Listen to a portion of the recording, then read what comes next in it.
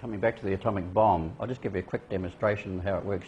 If you imagine this is the Earth, and that's the equator of the Earth. Now we've got a bomb site here, say Muro or one of the southern ones, and we've got the sun. If you imagine the Earth is circulating, it's rotating, and it appears the sun is crossing across the face of the Earth. Now, if you imagine this sun is moving across, and we've set up here a spherical triangle on the Earth's surface. Now that line there is a longitude line, and that line there will be a great circle track line, which has got a slight curve in it. And now, if the distance from the bomb site, they say, just to make one sort of demonstration, was 269.5766 minutes relative to the equator, and that one was another harmonic in minutes, and that one was another harmonic in minutes, it matched all these values. Now, imagine the sun moving through, and this is all set up, the bomb is armed and ready to go. But they need one more harmonic to detonate it. So imagine the sun, as soon as it hits that point, that whole spherical triangle is harmonically tuned to that site. Now let's apply that to an aircraft with a bomb load on it. It goes through the same situation.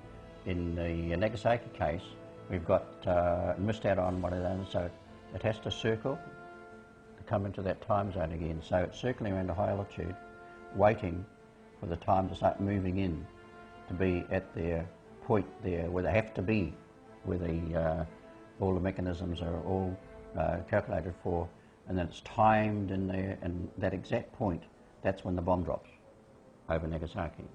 So this works the same when they do it on the ground or an aircraft. All the timing's got to be perfect. So what they're doing, when they drop that bomb, well actually the bomb will be dropped slightly before that point, because they'll detonate, and they'll drop it, and while it's dropping down, when it hits that point, that's when the sun has moved there, and all these things have to occur at the same time. So it's all timed from the instant of dropping the bomb to when it will arrive at the point where the sun is directly overhead on that thing.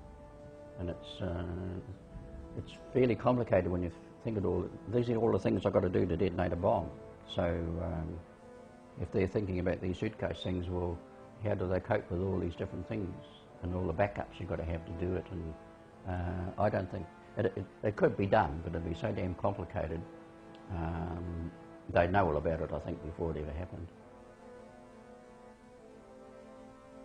I've got another table here that connects the magnetic fields of the Earth, both those fields, to the light harmonics, and also directly down to connect with the classical figures in gravity acceleration.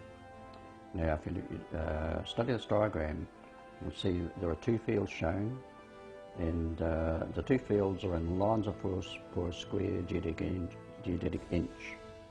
Now, in the higher one, we've got 12245.69798 lines of force per square geodetic inch, and the other one we've got 8317.32698 geodetic inch per square. So the difference between those two is 3928371, which gives you the difference of the fields. It's the same on the antimatter side, exactly the same. Then you add those two fields together, you get the figure of 20563.02495, both sides, matter and antimatter. Now if we combine those two in the equation, we get a value of 41260499 harmonic, square it. We've got 1691351983, square it.